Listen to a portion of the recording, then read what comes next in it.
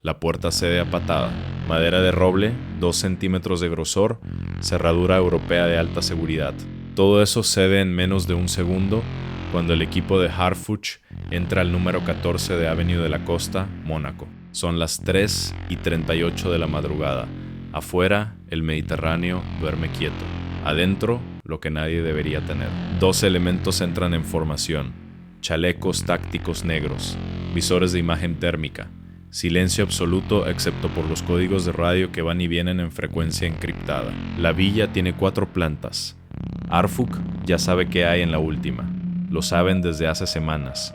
Pero saber una cosa y verla con los propios ojos son 2 experiencias completamente distintas. La villa está registrada a nombre de una sociedad anónima con sede en las Islas Caimán.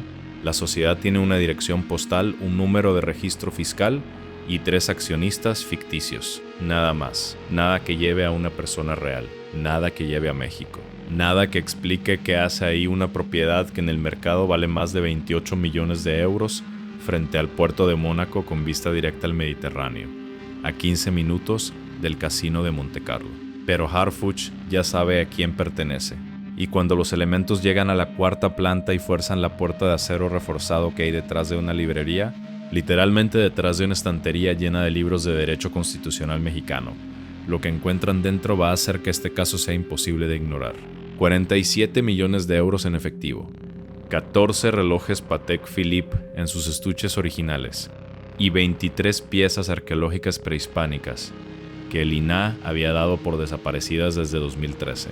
El nombre del propietario real de esa villa, Enrique Peña Nieto. 12 años escondiendo esto. 12 años al otro lado del Atlántico, con las manos limpias en los papeles y el dinero del pueblo guardado detrás de una biblioteca de lujo en el principado más pequeño y más discreto de Europa. Hoy se acabó. Lo que Harfuch encontró en esa habitación blindada va mucho más allá del dinero. Hay piezas robadas de museos mexicanos. Hay una red financiera que atraviesa 4 jurisdicciones internacionales. Hay una historia que lleva 12 años sin contarse y que hoy vamos a contar completa, sin cortes. Si llegas por primera vez a este canal, dale like, suscríbete y activa la campana, porque esto es exactamente el tipo de operativo que el sistema preferiría que nunca supieras. Enrique Peña Nieto gobernó México de 2012 a 2018. 6 años al frente del país, con más proyección de América Latina en ese momento, con el PRI de regreso al poder después de 12 años de gobiernos panistas que habían dejado al partido histórico en su peor posición electoral desde que tenía memoria. El PRI necesitaba un candidato con imagen. Peña Nieto era exactamente eso, fotogénico, joven para los estándares del partido, con un discurso de modernidad que se alejaba del lenguaje corporativista de los grandes caciques de los años 90. La campaña de 2012 fue una operación de marketing político a escala industrial. Televisa cubrió su candidatura de una manera que sus críticos calificaron desde el principio como promoción disfrazada de información. Los movimientos estudiantiles que protestaron contra él, los colectivos que intentaron documentar lo que llamaban la construcción mediática del candidato, fueron en gran medida ignorados por los grandes medios. Ganó la presidencia con el 38% de los votos. Llegó con la narrativa de las reformas estructurales. La reforma energética que abría el sector de los hidrocarburos al capital privado después de 75 años de exclusividad estatal. La reforma educativa. La reforma de telecomunicaciones. El Pacto por México, un acuerdo entre los 3 grandes partidos para legislar en conjunto durante el primer año. Todo sonaba técnico, moderno, inevitable. The Economist lo puso en portada en 2013 como el arquitecto del México emergente. La prensa internacional compró la narrativa durante los primeros 2 años. Eso fue en 2013. En 2014 llegó la Casa Blanca. La Casa Blanca era una mansión de $7 millones en las lomas de Chapultepec registrada a través de Ingeniería Inmobiliaria del Norte, subsidiaria de Grupo IGA, la constructora que llevaba años ganando contratos de obra pública del gobierno del Estado de México cuando Peña Nieto era gobernador y que siguió ganando contratos federales durante su presidencia. La periodista Carmen Aristegui publicó la investigación en noviembre de 2014. La primera dama hizo un video explicando que la propiedad era suya, adquirida con su salario de actriz. Los números no cuadraban. Unos meses después, Aristegui fue despedida de MBS Radio. El caso quedó en investigación. Nadie fue a prisión, pero la Casa Blanca era la punta de algo que iba mucho más abajo. Lo que fue documentando la prensa de investigación durante el sexenio era un patrón sistemático. Las grandes licitaciones de infraestructura, las concesiones energéticas, los contratos de tecnología del gobierno federal fluían de manera consistente hacia un grupo reducido de empresas con vínculos directos al entorno presidencial. Odebrecht, la constructora brasileña que se convirtió en el mayor escándalo de corrupción corporativa de América Latina del siglo XXI, declaró ante la justicia estadounidense haber pagado sobornos en México durante el sexenio de Peña Nieto para ganar contratos de infraestructura. En los documentos del caso aparecía una referencia a un funcionario de alto nivel con quien se coordinaban los pagos. Le llamaban Funcionario 1. La FGR abrió expedientes. Los expedientes avanzaron con la lentitud que muchos analistas calificaron directamente de intencionada. Cuando López Obrador llegó al poder en 2018, heredó varios de esos expedientes abiertos. Peña Nieto ya estaba en Europa cuando llegó el nuevo gobierno. Madrid primero. Aparecía en fotos en restaurantes del barrio de Salamanca, en eventos privados del mundo empresarial hispanohablante, en presentaciones de libros de política. La imagen que proyectaba era la de un político que había terminado su ciclo con la cabeza alta, que podía hablar de su sexenio con la distancia serena de quien lo había dado todo por México. Esa imagen requería mantenimiento, requería desayunos con periodistas, declaraciones medidas en momentos estratégicos, un entorno de contactos que validara la narrativa. Era un trabajo de tiempo completo, aunque nadie lo llamara así. Y mientras eso ocurría en la superficie, debajo seguía funcionando la arquitectura que había sido construida durante 6 años de gobierno. Las sociedades en Caimán mantenían sus cuentas activas. La villa en Mónaco mantenía su sistema de acceso operativo. Los flujos que habían alimentado esa estructura durante el sexenio no se habían detenido de manera abrupta, se habían ralentizado, se habían redistribuido, se habían transformado en operaciones más discretas pero no menos reales. Después sus movimientos se dispersaron geográficamente, el sur de Francia, ocasionalmente el norte de Italia, y Mónaco, que para alguien con ese nivel de patrimonio y esa necesidad de discreción tiene una lógica perfecta. El Principado tiene 0 impuestos sobre la renta para residentes. Su sistema bancario y sus servicios de gestión de patrimonio tienen una tradición de opacidad frente a solicitudes de información fiscal externas que está construida en su cultura institucional. Y su mercado inmobiliario opera a un nivel de precios que filtra automáticamente quién puede estar ahí. La discreción de los propietarios es el estándar, no la excepción. La villa en el número 14 de Avenue de la Costa había sido adquirida en 2016, con Peña Nieto todavía en la presidencia, con 2 años de mandato todavía por delante. Alguien instruyó en ese momento a los abogados panameños para montar la estructura societaria. El dinero fluyó desde las cuentas en las Islas Caimán hacia la cuenta en garantía del vendedor, pasando por Luxemburgo. Los papeles se firmaron en el notariado del Principado y la villa quedó registrada a nombre de una sociedad que, si alguien miraba desde fuera, era un callejón sin salida perfecto. La inteligencia financiera lleva tiempo porque los patrones de este tipo de operaciones no son lineales. No hay un momento donde todo queda congelado y se puede leer como un balance estático. Hay movimientos, activaciones, desactivaciones. Y entender qué significa cada uno requiere contexto que solo se construye con tiempo y con volumen de datos. Cuando el informe llegó a Harfuch en 2022, el trabajo previo de 4 años daba exactamente ese contexto. Sabía dónde estaba la villa. Sabía cuándo había sido usada, con qué frecuencia y qué tipo de actividad se correlacionaba con cada visita registrada. Faltaba la verificación física y en Mónaco eso no se improvisa. Hay una capa del sexenio que la prensa cubrió poco en su momento, pero que ahora cobra un peso diferente: el manejo del patrimonio cultural durante esos 6 años. El presupuesto del INAH fue recortado de manera consistente entre 2013 y 2018. Los museos regionales operaron con recursos insuficientes para sistemas de seguridad modernos. Varios directores de museos denunciaron en ese periodo que los sistemas de cámaras de seguridad tenían años de antigüedad, que el personal de vigilancia había sido reducido por restricciones presupuestales, que los inventarios físicos de las colecciones no se actualizaban con la frecuencia que marcaban los protocolos internos. Los robos que se registraron en ese periodo se procesaron como hechos aislados. Nadie los vio en conjunto. Nadie trazó un mapa. ¿Sabías que Peña Nieto tenía propiedades registradas en Mónaco durante su propio sexenio? Escríbeme en los comentarios, porque lo que viene ahora es la parte que ningún periodista había podido documentar antes de que Harfuch abriera esa puerta. Lo que Harfuch sabe que hay en esa villa en Mónaco va a cambiar todo lo que creías saber de este expresidente. Quédate hasta el final. La operación no empezó en Mónaco. Empezó en una oficina sin ventanas de la Unidad de Inteligencia Financiera en México 3 años antes, cuando 2 analistas encontraron una anomalía en un informe de la OCDE sobre flujos financieros no declarados desde América Latina hacia Europa del periodo 2001-8019. La anomalía era un movimiento de 340 millones de pesos, registrado en noviembre de 2018, desde una cuenta en las Islas Caimán hacia una sociedad gestora en Luxemburgo. Noviembre de 2018 era el mes exacto en que Peña Nieto entregaba la presidencia a López Obrador. El dinero no venía de ninguna actividad comercial identificable. La cuenta en Caimán había sido abierta 5 años antes, en 2013, el año siguiente al inicio del sexenio, por un abogado de nacionalidad panameña que era representante registrado de 3 sociedades distintas. Las 3 habían recibido fondos en periodos diferentes del sexenio.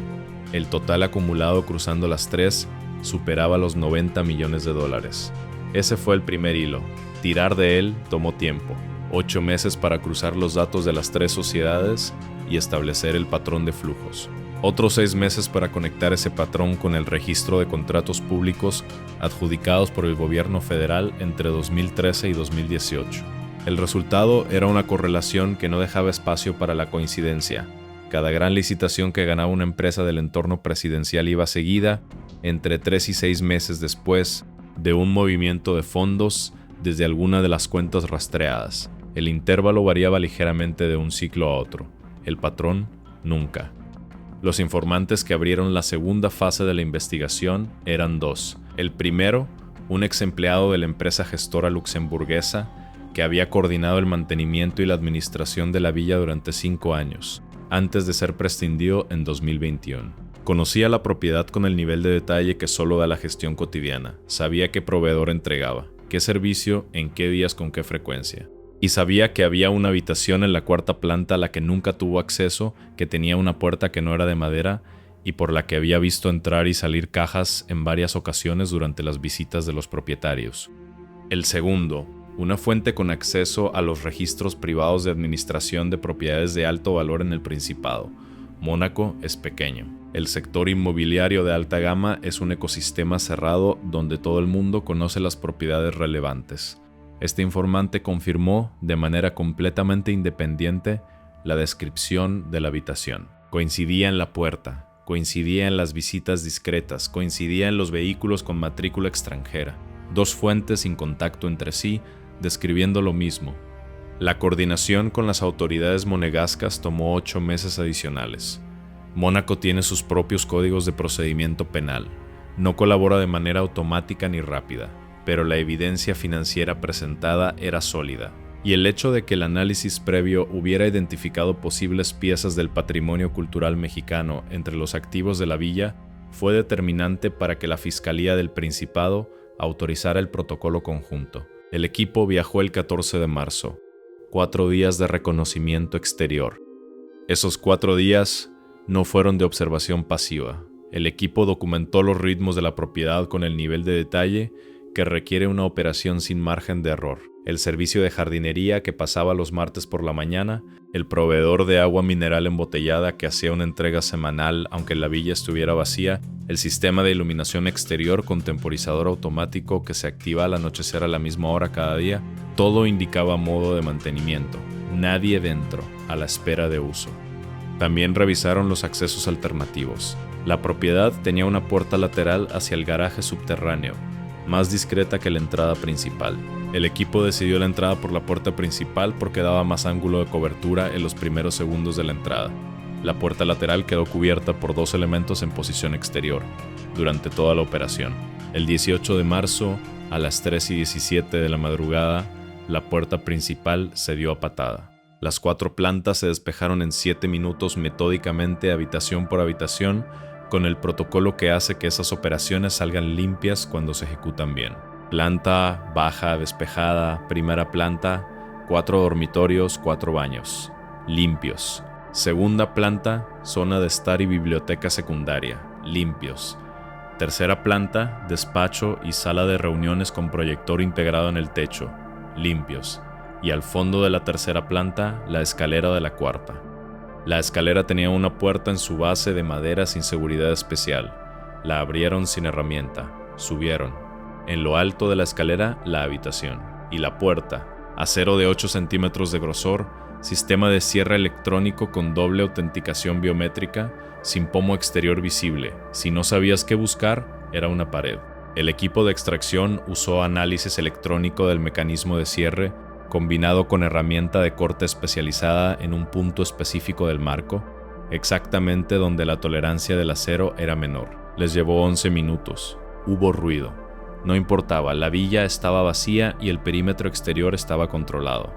Cuando la puerta cedió, la temperatura del interior era perceptiblemente diferente al resto de la planta. La habitación tenía clima controlado independiente, mantenido en exactamente 17 grados centígrados, una temperatura de conservación, como un depósito de colección privada. La luz interior se activó automáticamente al abrir la puerta, y fue lo que permitió verlo todo de golpe. El jefe de equipo entró primero, se detuvo en el umbral exactamente 2 segundos, luego habló por radio en código con una frase que no estaba en el protocolo estándar, una frase improvisada. Dijo: «Aquí hay un museo». El efectivo estaba embalado en plástico termoretráctil transparente, apilado en estantes metálicos atornillados a la pared izquierda, ordenado con una lógica de almacenamiento que sugería a alguien que había pensado en mantenerlo así durante mucho tiempo. Fajos de 500 y de 200 euros, las denominaciones más altas en circulación en la eurozona. Los contaron las máquinas contadoras de la policía monegasca durante casi 3 horas, procesando fajo por fajo en las instalaciones del Principado. El número final fue 47.340.000 euros. Los relojes estaban en la pared del fondo, en sus estuches originales de cuero y madera lacada, ordenados en una vitrina de cristal con luz interior cálida, como en el escaparate trasero de una joyería privada. 14 Patek Philippe, cada uno con su certificado de autenticidad dentro del estuche con el número de serie registrado. El peritaje posterior estableció el valor del conjunto entre 8 y 12 millones de euros, dependiendo del estado interno de los mecanismos. El modelo más sencillo de la colección, un Calatrava de acero de 2009, vale en el mercado secundario entre 30 y 40 mil euros. Los 2 Grand Complications del fondo, con caja en platino y complicaciones múltiples incluyendo calendario perpetuo y turbillón, superan el 1.000.000 de euros cada uno en el mercado privado. Y en la pared derecha, en estantes de madera sin barnizar, iluminados con LED de luz cálida, dispuestos con la precisión de alguien que los conocía y los valoraba, las 23 piezas. El arqueólogo forense que viajó con el equipo de apoyo desde México avanzó lentamente por los estantes. No podía tocar nada sin documentar primero. Fotografía, número de posición, descripción visual preliminar. Tardó 20 minutos en identificar la primera coincidencia: una máscara funeraria de jade. Período: clásico, tardío, mesoamericano. 19 centímetros de alto, 15 de ancho. Incrustaciones de obsidiana negra en las cuencas de los ojos. La nariz ligeramente afilada, con perforaciones para nariguera que ya no estaba. Procedente del Museo Regional de Antropología de Jalisco. El soporte del museo, con el número de catálogo todavía legible en la base, estaba intacto. Desaparecida en agosto de 2013 durante lo que el museo había registrado como un robo con acceso interno. Nunca hubo detenidos. Tardó 40 minutos más en identificar 8 piezas adicionales con coincidencia en el catálogo de bienes robados del INAH, un pectoral de oro del período posclásico, de manufactura mixteca, con incrustaciones de turquesa en el marco exterior. Había pertenecido al acervo del Museo de las Culturas de Oaxaca, desaparecido en 2014. 2 vasijas mayas policromas con glifos calendáricos correspondientes al período clásico tardío, procedentes del Museo Regional de Mérida. Desaparecidas en 2013. Una figurilla de barro teotihuacana de 20 centímetros, período clásico con restos de pintura roja original, del catálogo del Museo Nacional de Antropología, sección Teotihuacana, desaparecida en 2014, 4 cuentas de jade que formaban parte de un collar documentado en el catálogo del Museo del Templo Mayor, Ciudad de México, desaparecidas en 2015, 8 piezas, 4 museos, 4 estados distintos, y todas desaparecidas entre 2013 y 2015, los primeros 3 años del sexenio. Lo que tardó el equipo en documentar la habitación completa fue 4 horas y 16 minutos. 4 horas con el arqueólogo forense revisando cada pieza, con los peritos financieros fotografiando cada fajo de billetes desde 3 ángulos, con los técnicos de la policía monegasca levantando el acta. La habitación olía a metal frío y a madera. No había polvo. El sistema de climatización la mantenía tan limpia como el día en que habían colocado la última pieza. El arqueólogo forense trabajó de izquierda a derecha, sistemáticamente, pieza por pieza. Las que pudo identificar de inmediato tenían el soporte del museo todavía legible. Las que no tenían soporte visible las fotografió para comparación posterior con el archivo del INAH. Algunas eran de una calidad que le hizo detenerse más tiempo del que el protocolo exigía. Una de las vasijas mayas tenía un estado de conservación extraordinario, con los colores rojos y negros del pigmento original todavía saturados, sin la decoloración que aparece normalmente después de 1000 años en condiciones variables. Esa pieza había estado en un ambiente controlado durante mucho tiempo antes de llegar a Mónaco.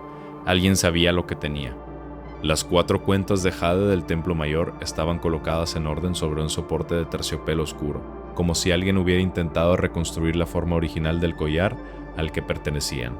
El collar completo, según el catálogo, tenía 42 cuentas. Solo estaban 4. Las otras 38 no estaban en la villa. Eso quería decir que el collar se había dividido, que las otras 38 cuentas estaban en otro lugar o que ya habían pasado por el mercado. La máscara de jade fue la que más impacto causó entre los elementos del equipo que estaban en la habitación, no por su tamaño, porque no es grande, sino por lo que transmite cuando la ves en persona. Hay algo en la expresión tallada, en la forma en que los vacíos de obsidiana de los ojos devuelven la luz de manera que parece que te miran, que hace que resulte difícil dejar de mirarla. El arqueólogo forense la documentó en silencio durante varios minutos. Después dijo en voz baja que esa pieza llevaba más de 10 años fuera de México, que había viajado más de 9,000 kilómetros desde el Museo de Jalisco hasta esa habitación de 4 paredes en Mónaco, y que el que la pusiera ahí sabía perfectamente lo que estaba haciendo. Escríbeme en los comentarios. ¿Así crees que Peña Nieto actuó con una red de cómplices dentro del gobierno? ¿O ves si crees que había intermediarios externos que lo aislaban de los detalles operativos? Porque la respuesta a esa pregunta determina cuántas personas más están implicadas en esto. Quiero leer lo que piensas. La revisión de los metadatos del sistema de seguridad de la villa tomó 2 días adicionales en las instalaciones de la policía monegasca. Las cámaras internas estaban configuradas para no registrar imagen, solo detectar movimiento como sistema de alarma perimetral. Pero el registro de acceso electrónico de la puerta de acero de la 4ª planta sí guardaba datos de fecha y duración de apertura, sin identidades y sin imagen, solo fechas y minutos. 23 aperturas registradas entre octubre de 2019 y noviembre de 2023. La primera, exactamente un mes después de que los rastreos de prensa ubicaran a Peña Nieto en el sur de Francia. La última, 4 meses antes del operativo. Alguien estuvo en esa habitación 4 meses antes de que el equipo la abriera, y se fue dejando todo intacto. En 4 de esas fechas, el sistema de seguimiento de vuelos privados registraba aterrizajes en el aeropuerto de Niza, a 32 kilómetros del Principado, de aeronaves cuya propiedad o alquiler estaba vinculada a las mismas redes societarias que controlaban la villa, sin imagen, sin nombre, pero con fecha exacta, duración de la apertura y dirección de vuelo de origen.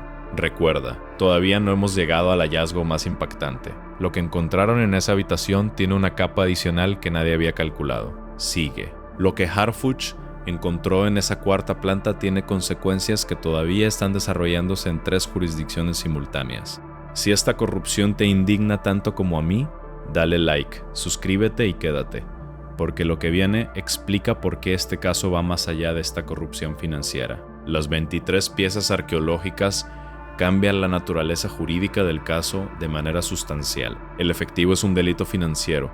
Los relojes son activos de origen ilícito presunto. Pero las piezas de lina pertenecen a otra categoría.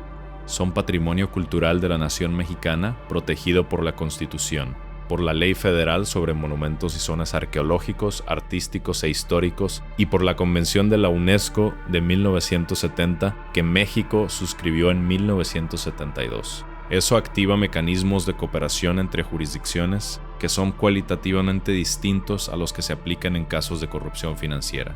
Y pone sobre la mesa una palabra que en este contexto tiene un peso muy específico: la restitución obligatoria. Las piezas tienen que volver. El INAH confirmó la identificación de 15 de las 23 piezas en los primeros 10 días posteriores al operativo. Las 8 restantes están en proceso de análisis comparativo con catálogos de bienes robados que incluyen museos no solo federales, sino también estatales y municipales de todo el país. El patrón de diversidad geográfica que emerge del análisis, 4 museos en 4 estados distintos, apunta a que no fue un robo puntual. Fue una adquisición sistemática durante un periodo extendido. Eso amplía la red forzosamente. Nadie sustrae piezas de museos en 4 estados distintos durante 3 años sin colaboración interna, sin personas dentro de las instituciones que modifiquen registros de inventario, que faciliten el acceso, que certifiquen pérdidas como accidentales cuando no lo son. Esa parte de la investigación está abierta en México. Los relojes tienen su propia pista paralela.